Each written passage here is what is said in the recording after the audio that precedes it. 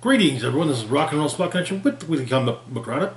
We're a little late because reasons, but anyway, let's get started, shall we?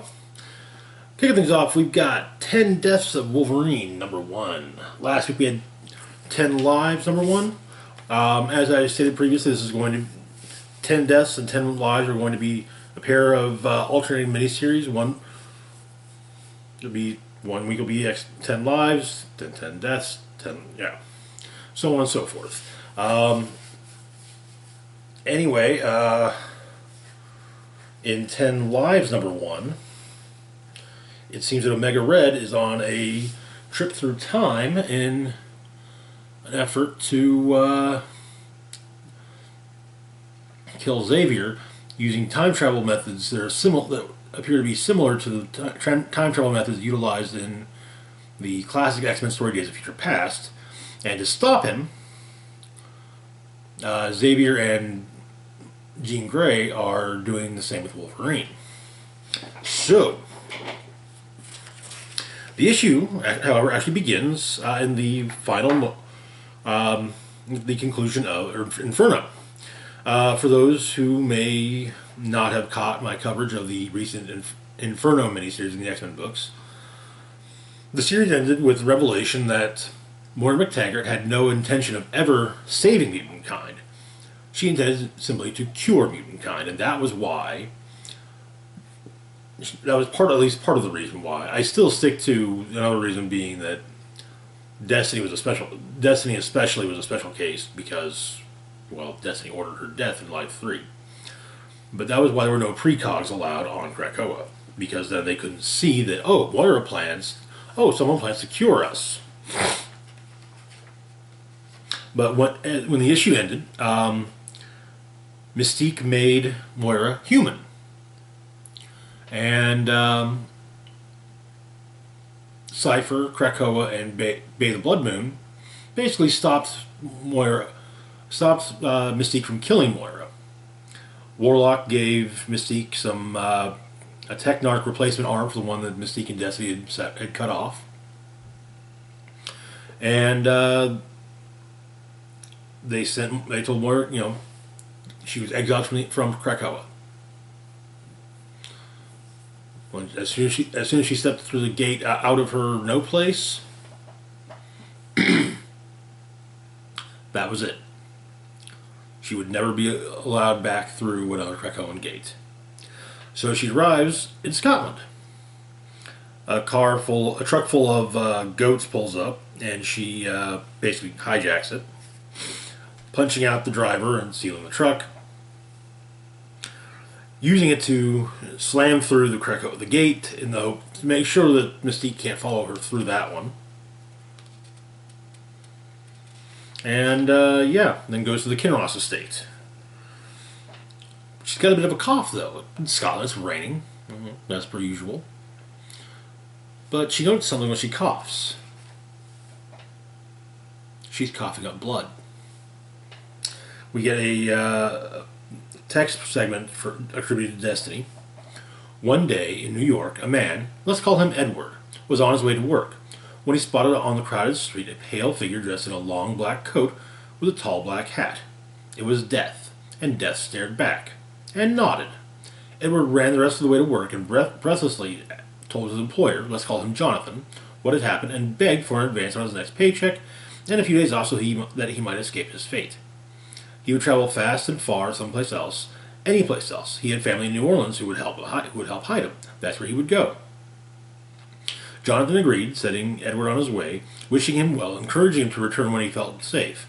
But later that day, when Jonathan went to his favorite pub for dinner and a drink, he found a man in a long black coat and a tall black hat seated beside him, drinking a glass of red wine. You gave Edward quite a scare, he said.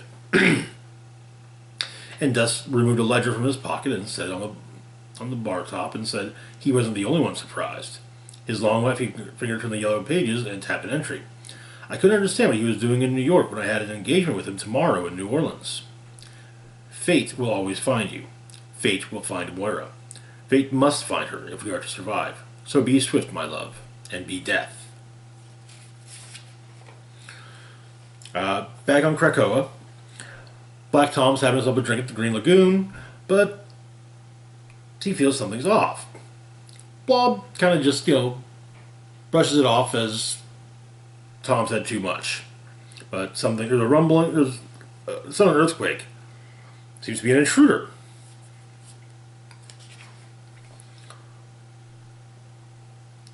But none of the defenses caught anything coming from above or below. So what could it be? In New York, Moira has gone to speak with Dr. Jane Foster to find out just what it is. Apparently, she has stage 4 cancer. And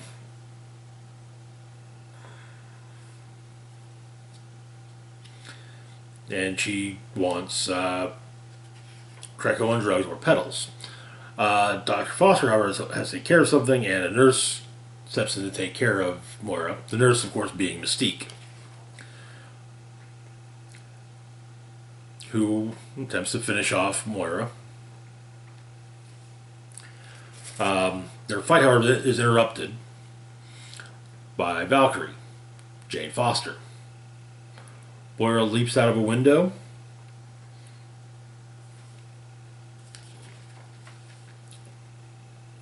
With Mystique firing on her.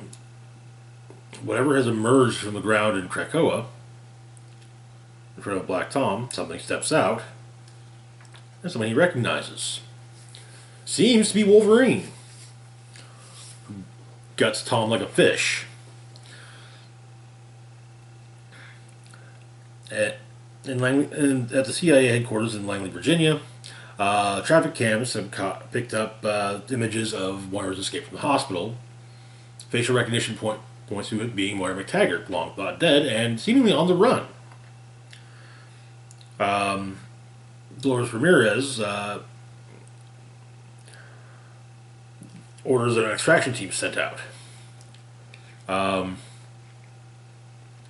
Moira goes to a mall, steals some clothes that are very much not her,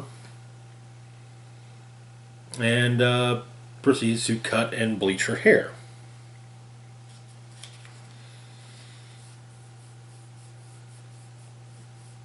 In her no place, it appears Wolverine has popped up and caught the scent. Moira picks out the government agent, the extraction team, and does what she can to avoid them. They're not looking for a blonde woman. They're looking for a brunette woman from Scotland.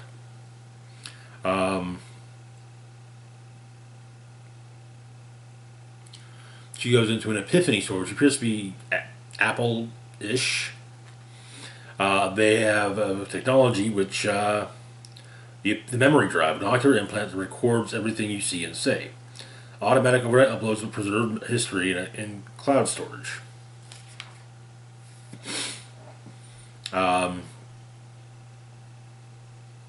However, one of the CIA people catches up with her, and two of them do actually. She fights them off, shoots one of them, gets back on the run, stealing a motorcycle in the process.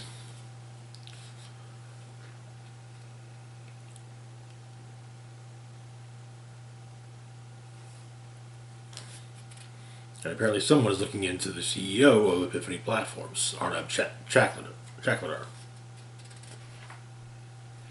On Krakoa, and the Cradle, Jean Grey and Xavier are doing what they can are keeping Wolverine in time when apparently this Technarch-infused Wolverine shows up, and Jean telepathically asks him if it's him, and he says that he's no one and he was never there as he charges. And that is where the issue ends. Interesting. Very interesting. I am glad to see the first plot thread, basically, the hunt for Moira McTaggart happening and being kind of brought up, rather than have it just kind of say, oh yeah, Moira, rather than have her pop back up working with Orcus or whoever Yeah, have the show the actual hunt. So yeah, that's cool. Good issue though. Good. I'm looking forward. I'm looking forward to reading the entirety of 10 Lives and Deaths of Wolverine. Anyway, moving on to our next book, we've got the Marauders Annual. So at the last issue of Marauders, most of the team, a lot of the members of the crew, basically left. Pyro has a book tour to do. Iceman and Christian are taking a vacation. You know, just yeah. But the issue begins in Greenwich, Connecticut. Akihiro is got a tip about a mass grave. It appears to be a mass grave filled with mutant bones. There's a rumble, however, and a sudden I don't want to say volcanic, but magmatic surge, which of course he survives.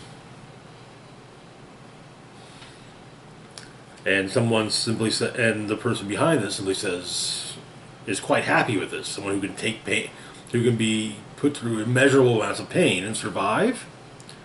Prepare the theater. This mysterious visitor says. On Krakoa and Hellfire Bay, Kate and Bishop have a toast to do, kind of a new beginnings type of thing. They need a new boat, and obviously they'll need a new crew.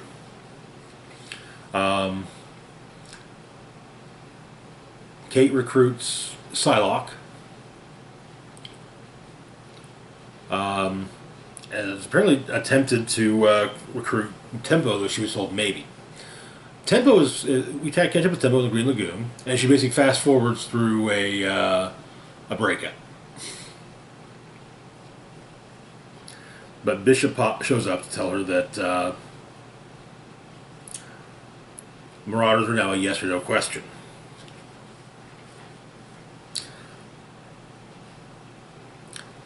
Psylocke and Kate investigate and take a look at Akihiro's room at the Boneyard. In Canada, Aurora is doing what she can to fight against anti-mutant sentiment, but she gets recruited and explained that she's told what's happened, and so she's recruited to help find Dakin. But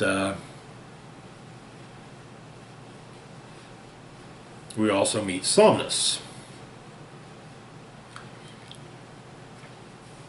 who's basically giving who controls dreams, and he is giving Iceman and Christian a shared dream of a vacation and as well as some catharsis. In South Salem, New York, however, the theater has been prepared with Dakin as the main attraction. What theater? The Theater of Pain, run by Brimstone Love. Now, a quick bit of history. Brimstone Love is a villain from the XMen 2099 title from the 1990s. The Theater of Pain was an organization he ran. They basically captured, they basically made, snuff films. And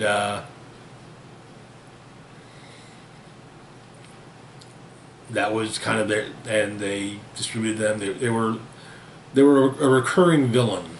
They were one of the first recurring villains in the series.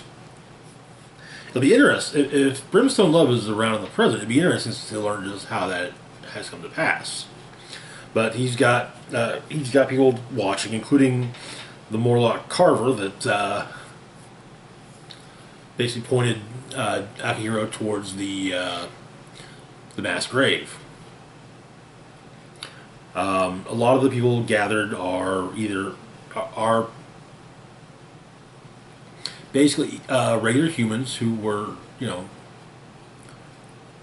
who did what they could to stand up for mutant rights, and they, apparently he's feeling Brimstone Love is kind of stoking their negative feelings about Krakoa to a fever pitch, and the idea is that they're going to constantly hurt, or constantly cause Akihiro pain to make up for it.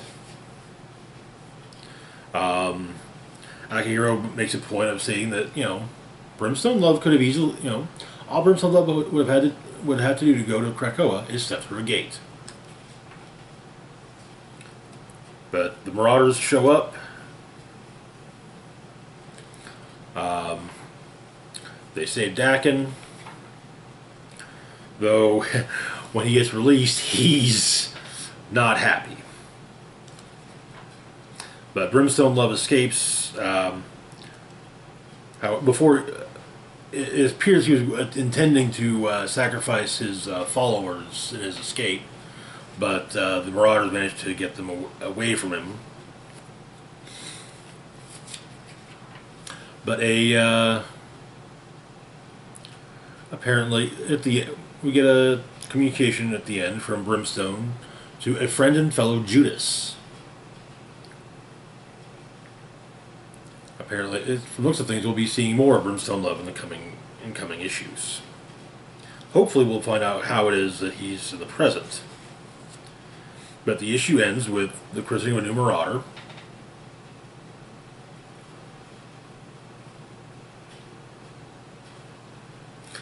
And some changes made in Hellfire Bay.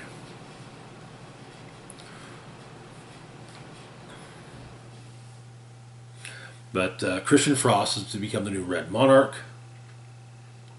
And Emma has a gift for Kate. A Mysterium puzzle box. 2 billion years old and locked from the inside. But it is inscribed with the name Pride in Krakoan. And what they find is a topographical map. And written on the map is "The First Blood Spilled," seemingly in Kate's handwriting. And that is where the issue ends. We're getting a restart to Marauders in March, or maybe it was April. I think it was April, it said. I think April, yes. The issue states it would be Marauders number 1, but if I remember correctly, previous it has it listed as being Marauders number 27. Anyway, moving on to our next book, we've got X-Men number 7. Last issue, we met Captain Krakoa. Apparently an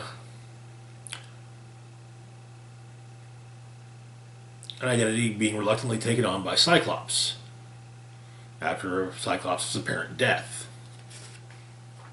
So Dr. Stasis has made some chimeras and basically made them feral and sent them out to. Afterwards, Emma is there at the hatchery when Scott is resurrected. He wants to know if it was a good death. And he says he needs to get back to the treehouse. But Emma says, you can't. Your death was very public.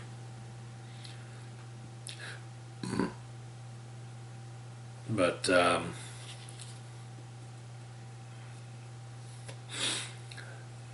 Emma has Gemma Carnation meet her and Cyclops in Forge's laboratory. What happened was that the various chimeras got loose. Half of the X-Men, as the rest are in space, well, currently on Arakko, but the half of the X-Men, Synch, Wolverine, Cyclops, and Sunfire, take on the chimeras.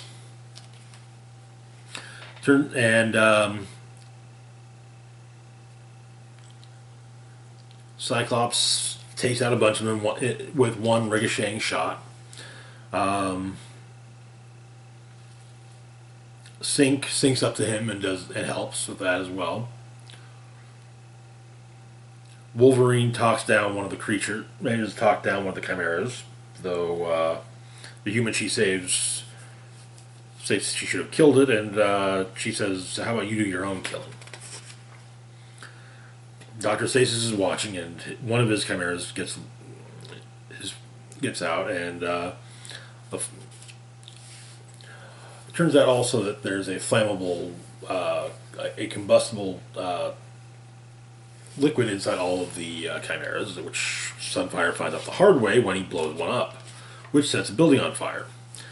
Sync is able to sync with Jean, who's on Arakko, to put the fire, to smother the flames.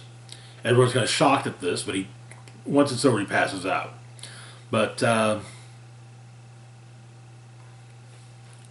what was it? Borden, Dr. Stasis' assistant, steals a child from a stroller and uses it as bait to get Cyclops to follow. Cyclops catches the kid, but Borden nicks his carotid artery.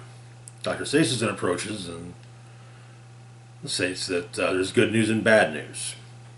Good news is it wasn't a complete cut of the carotid artery. The bad news is that the carotid is finished, as Dr. Stasis does completely cut the carotid. And Cyclops dies publicly. So,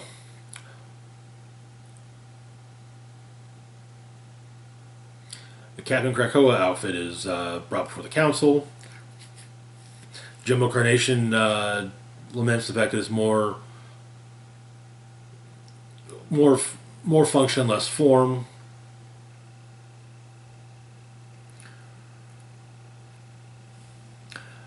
Jean and Scott have a conversation about Ben Urich's mind wipe, though, and realize that somebody, potentially Emma,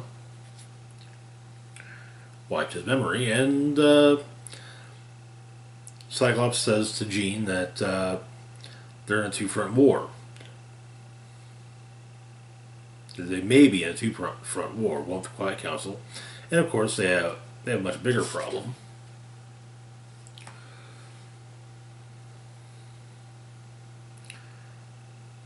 Someone is playing a dangerous game with them, and they're ahead, and he's pissed off. There's also a write-up about Sync's mutant gift, saying that it's looking very much like Sync is now an Omega level mutant.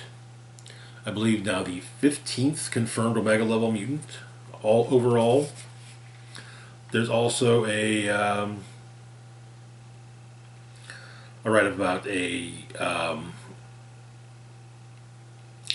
array of satellites utilized to facilitate telepathic communication by from Arakko to Mars.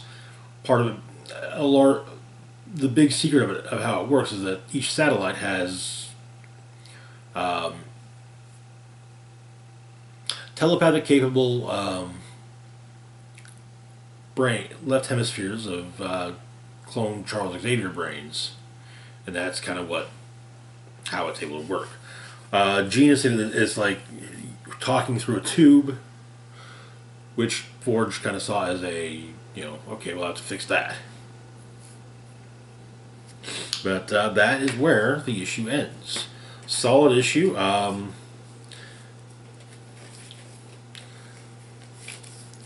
I guess we'll see how the whole Captain Krakoa thing works out.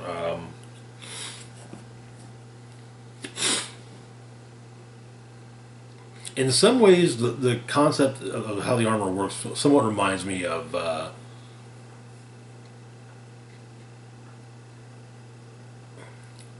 when Scott masqueraded as Eric the Red and basically utilized the Eric the Red suit as a way of to hide that he was who he was. It redirected his energy blasts so that it wasn't obviously from his eyes. But anyway, moving on to our next book, we've got Devil's Reign number 3. So where we left off, Luke Cage decided to run for mayor with support of all the heroes, And Ben Riley had lost a fight with Taskmaster and Whiplash, and fell from ended up with a power inhibitor collar on him and thrown from the Daily Bugle building, where he was arrested. He's being questioned. He's being interrogated in a rather hostile manner when the Thing and Human Torch show up, stating they're there to save a slightly annoying guy that saved their lives a few times. And so they do. And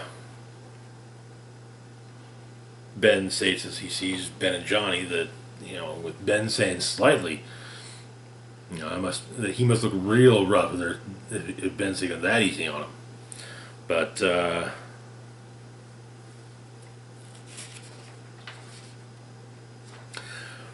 Luke Cage announces his candidacy for mayor. Foggy Nelson answers legal questions. Sue Storm meets with her and Reed's lawyer, and slips her something as well.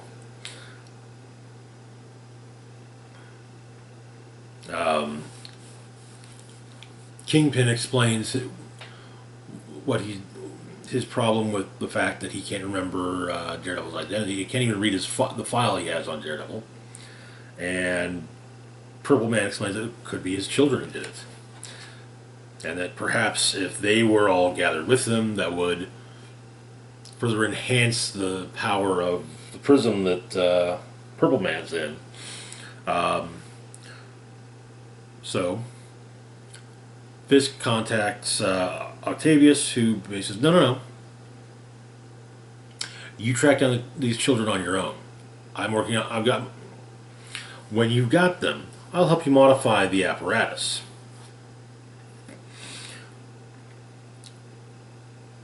But he's working on something under the watchful eyes of his of the Superior Four. The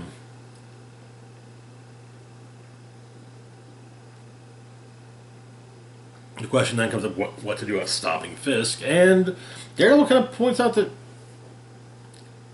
there are things that we will probably have to do, some things that we're gonna have to get our hands dirty.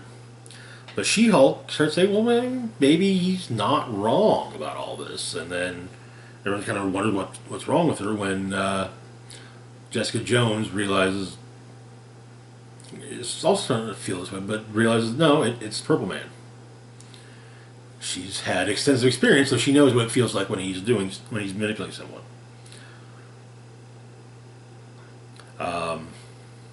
And so we meet the children of the Purple Man, who are hiding from the Thunderbolts. They almost manipulate a woman into helping them, but when she asks if they need help, and one of them says, yeah, we actually would like a place to stay for tonight. Explaining to the others that, if people are willing to help, we should let them. You don't have to make them help. Outside of City Hall, where it turns out Mayor Fisk has spent the last few nights, the heroes are attacked by the Superior Four. Turns out that the Superior Four. It's the new Fantastic Four, the same vein as Superior Spider-Man. Doc Ock taking over the mind of either Hulk, Wolverine, or Ghost Rider, and we learn that the Chameleon the Iron Man who's been helping out the heroes is not actually Iron Man, but rather the Chameleon, which is why he volunteered to run for mayor. It was all part of Octavius' plan.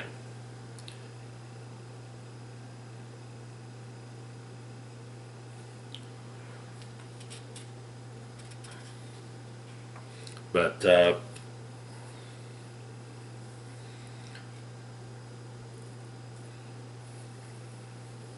Octavius and his superior four attack our group of Avengers. Miles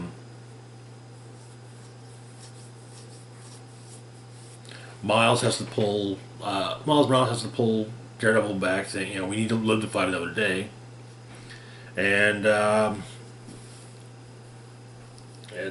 Foggy Nelson's office, he's attacked.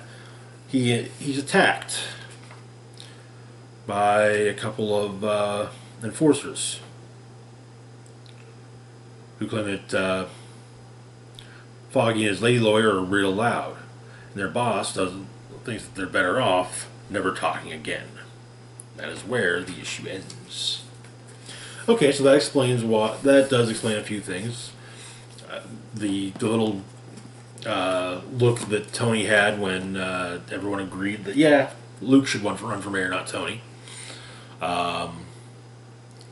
That's pretty much our wrap up. That's pretty much wrapped up. I have to wonder if this is why Tony might not be involved, but I mean, it could very well just be because of what's going on in Iron Man. But anyway, moving on to our next book, we've got Devil's Reign, Winter Soldier.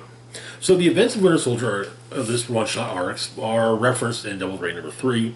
It's stated that Mayor Fisk is sleeping at City Hall lately, and stated that this is because of the events of Devil's Reign, Winter Soldier. So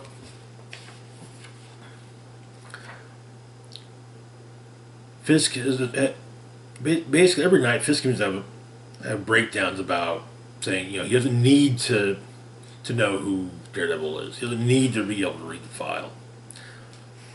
And he tries to sleep, but but Winter Soldier breaks into Gracie Mansion. He hasn't been sleeping, and he finds the files, and he's about to pull his when Kingpin shows up. Knuckles covered in blood.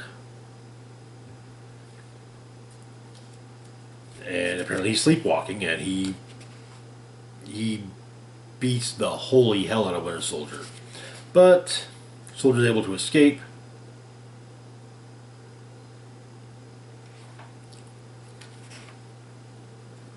And he takes at least some of the files with him.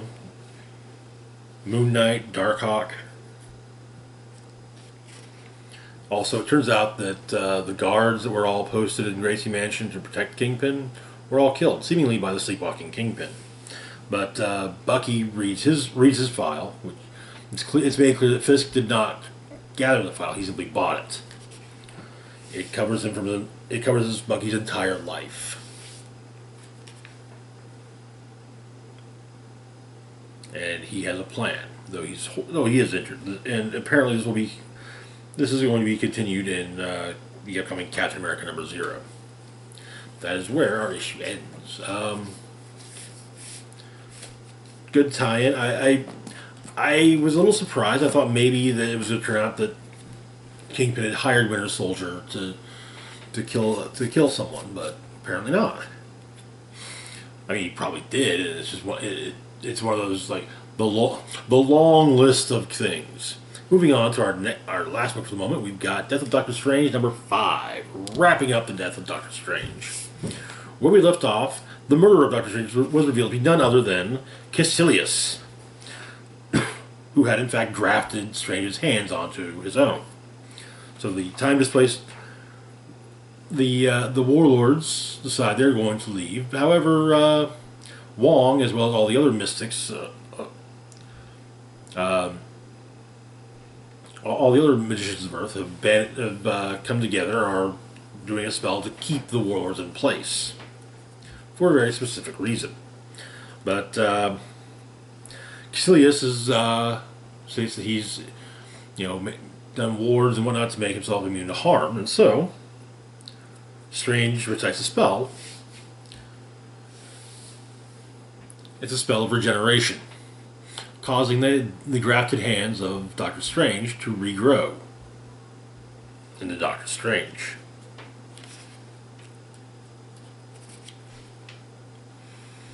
But The three mothers and the Peregrine child have arrived and are met by the combined forces of the X-Men and the Avengers. But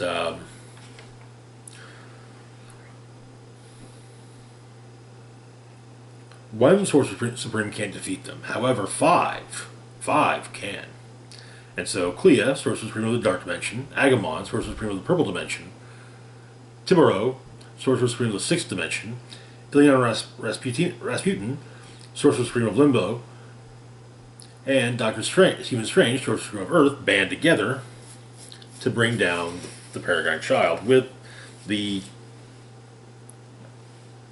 Ghost Strange sacrificing himself, letting his non-corporeal form be consumed whole by the Peregrine Child.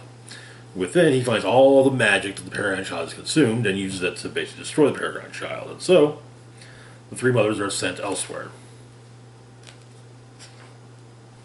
But death does not give things up easily. Strange and Clea have a final kiss.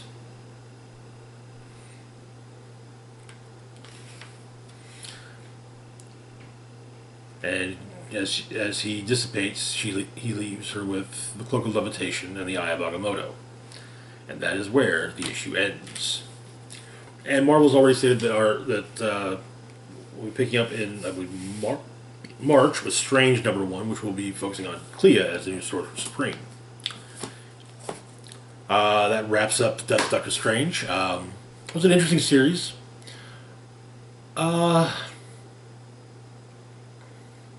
It's interesting to me to see that Marvel is opting to kill off Doctor Strange, but we'll see. I guess we'll see what happens. Anyway, that's going to do it for now. As always, feel free to like, share, and subscribe. Links to my Facebook, Twitter, Patreon, and PayPal can be found in the description box down below. This is Rock and Roll Spock signing off, saying live long and rock hard.